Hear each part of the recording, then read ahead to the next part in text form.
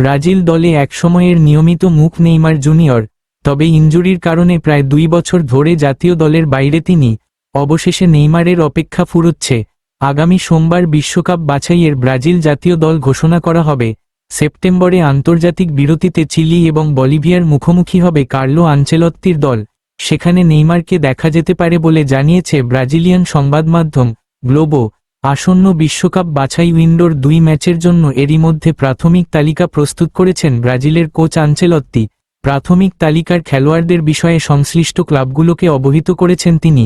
Globo জানিয়েছে, আনচেলত্তির প্রাথমিক তালিকায় নেই ভিনিসিউস জুনিয়র। তার দল থেকে বাদ পড়ার ব্যাপারে নিশ্চিত হয়েছে সংবাদমাধ্যমটি।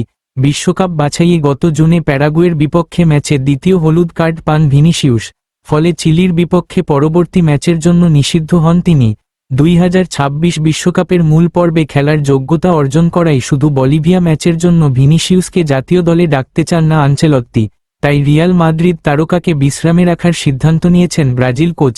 গ্লোবোর খবর সত্যি হলে দীর্ঘ 22 মাস পর জাতীয় দলে ফিরতে যাচ্ছেন নেইমার। এর আগে সর্বশেষ নেইমার জাতীয় দলে খেলেছিলেন 2023 সালের 17 অক্টোবর।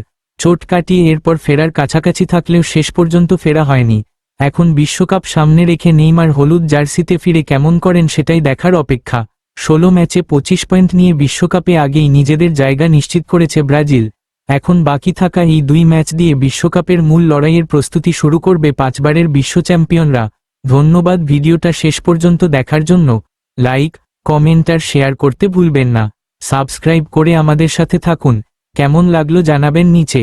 আগামী ভিডিওতে আবার দেখা হবে ইনশাআল্লাহ।